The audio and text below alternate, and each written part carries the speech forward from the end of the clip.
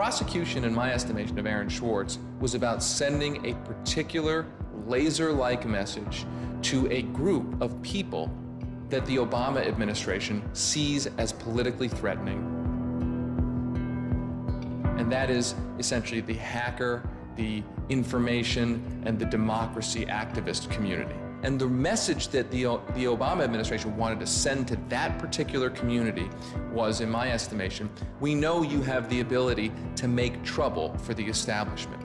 And so we are going to try to make an example out of Aaron Swartz to scare as many of you as possible into not making that trouble. And the government said, oh, the legal opinions we're using to legalize the spying program are also classified. So we can't even tell you which laws we're using to spy on you. You know, every time they can say, oh, this is another instance of cyber war, the cyber criminals are attacking us again, we're all in danger, we're all under threat. They use those as excuses to push through more and more dangerous laws. And so just to follow that up, like, personally, how do you feel the fight is going, I guess? It's up to you. I know, but we gotta, like, you know. You know, there's sort of these two polarizing perspectives, right? Everything is great. The internet has created all this freedom and liberty and everything's going to be fantastic. Or everything is terrible. The internet has created all these tools for cracking down and spying and, you know, controlling what we say. And I think both are true, right? The internet has done both. And both are kind of amazing and astonishing. And which one will win out in the long run is up to us. It doesn't make sense to say, oh, one is doing better than the other. You know, they're both true. And it's up to us which ones we emphasize and which ones we take advantage of, because they're both there and they're both always going to be there.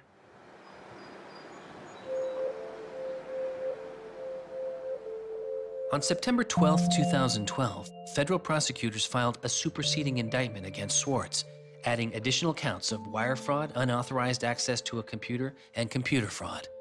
Now, instead of 4 felony counts, Swartz was facing 13. The prosecution's leverage had dramatically increased, as did Swartz's potential jail time and fines. They filed a separate indictment to add more charges, and they had a theory about why this conduct constituted a number of federal crimes, and that a very significant sentence could attach to it under the law. That theory, and much of the prosecution's case against Swartz, involved a law created originally in 1986. It is called the Computer Fraud and Abuse Act. The Computer Fraud and Abuse Act was inspired by the movie War Games with Matthew Broderick, which is a great movie. I have you now. In this movie, a kid gets the ability through the magic of computer networks to, like, launch a nuclear attack. You know, that's not actually possible, and it certainly wasn't possible in the 80s, but apparently this movie scared Congress enough to pass the original Computer Fraud and Abuse Act. This is a law that's just behind the times. For example, that penalizes terms of service kinds of arrangements. You can have something like eHarmony or Match.com, and somebody sort of inflates their own personal characteristics, and all of a sudden, depending on the jurisdiction and the prosecutors, they could be in a whole host of troubles. We all know what terms of use are. Most people don't read them, but not abiding by their terms could mean you are committing a felony. The website terms of service often say things like, be nice to each other, or don't do anything that's improper. The idea that the criminal law has anything to say about these kinds of violations, I think strikes most people as crazy. The examples get even more crazy. Until it was changed in March of 2013, the terms of use on the website of Hearst's 17 magazine said you had to be 18 in order to read it. I would say that the way the CFA has been interpreted by the Justice Department, we are probably all breaking the law. Vague and prone to misuse, the CFAA has become a one-size-fits-all hammer for a wide range of computer-related disputes. Though not the only factor in his case, 11 of the 13 charges against Swartz involved the Computer Fraud and Abuse Act. The question why hangs over much of the story of Aaron Swartz. Just what was motivating the government, and what would their case have been? The Department of Justice declined requests for answers, but Professor Oren Kerr is a former prosecutor who has studied the case.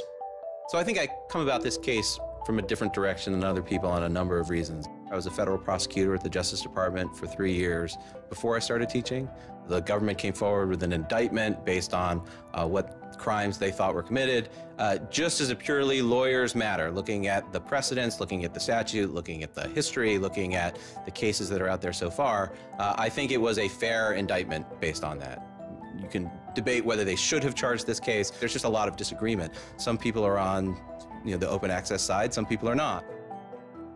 I think the government took Swartz's guerrilla open access manifesto very seriously. And I think they saw him as somebody who was committed as a moral imperative to breaking the law to overcome a law that Swartz saw as unjust. And in a democracy, if you think a law is unjust, there are ways of changing that law. There's going to Congress, as Swartz did so masterfully with SOPA. Or you can violate that law in a way to try to nullify that law. And I think what was driving the prosecution was the sense that Swartz was committed not just to breaking the law, but to really making sure that law was nullified, that everyone would have access to the database in a way that you couldn't put the toothpaste back into the tube. It would be done, and Swartz's side would win. There's a big disagreement in society as to whether that is an unjust law. And ultimately, that's a decision for the American people to make, working through Congress. And then the second problem is, I think, we're still trying to figure out what's the line between less serious offenses and more serious offenses. We're now entering this different environment of computers and computer misuse, and we don't yet have a really strong sense of exactly what these lines are. We're just working that out.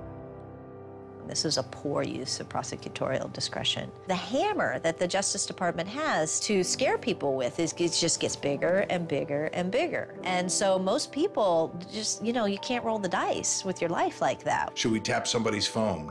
Should we film them? Should we turn somebody and get them to testify against these other people? That's how federal agents and prosecutors think. They build cases, they make cases. Swartz was caught in the gears of a brutal criminal justice system that could not turn back, a machine that has made America the country with the highest rate of incarceration in the world. We have in this country allowed ourselves to be captured by the politics of fear and anger, and anything we're afraid of, like the future of the internet and access, and anything we're angry about instinctively creates a criminal justice intervention. And we've used jail, prison, and punishment to resolve a whole host of problems that historically were never seen as criminal justice problems. The impulse to threaten, indict, prosecute, which is part of what has created this debate and controversy over online access and information on the internet, is very consistent with what we've seen in other areas. The one difference is that the people who are usually targeted and victimized by these kinds of criminal and carceral responses are typically poor and minority. Swartz's isolation from friends and family increased. He had basically stopped working on anything else, and the case was, in fact, taking over sort of his whole life. One of Aaron's lawyers apparently told the prosecutors that he was emotionally vulnerable, and that was something that they really needed to keep in mind so that they knew that. It was weighing on him very heavily. He did not like having his actions and his movements restricted in any way. And the threat of jail, which they pounded him with a lot, was terrifying to him. Completely exhausted his financial resources, and it cost us a lot of money also, and he raised a substantial amount of money. So it was, it was in the millions of dollars. The legal defense? Yes. Was in millions? Yes. Yeah, I think he didn't want to be a burden to people. I think that was a factor. I have my normal life, and then I have this shitty thing I have to deal with. And I try to keep the two of them as separate as possible. But they were just beginning to blur together, and everything was becoming shitty. Swartz faced a tough choice that was only getting tougher. Do you admit guilt and move on with your life, or do you fight a broken system? With his legal case, the answer was simple. He rejects the final plea deal, and a trial date is set. Aaron was resolute that he didn't want to knuckle under and accept something that he didn't believe was fair, but I also think he was scared.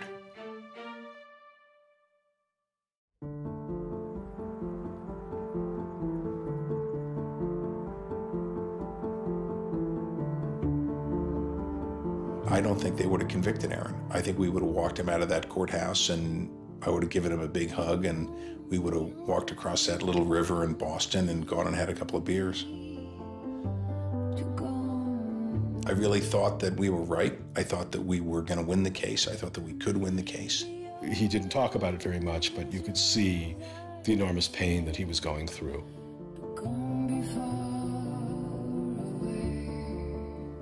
No time in his childhood did Aaron have any severe mood swings or like depressive episodes or anything that I would ascribe to severe depression. And it's possible, you know, he was depressed. People get depressed.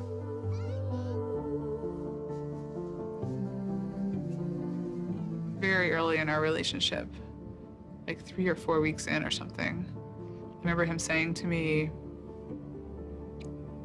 that I was a lot stronger than he was. You know, he was brittle in a lot of ways. Things were a lot harder for him than for a lot of people. It was part of his brilliance, too. I think he probably had something like clinical depression in his early 20s. I don't think he did when I was with him. He wasn't a joyful person, but that's different from being depressed. He was just under such enormous pressure for 2 years straight. He just didn't want to do it anymore. He was just like, I just think it was too much.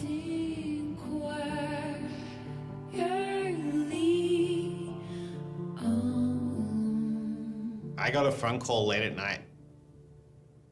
I could tell something was wrong, and then I called and I realized what had happened.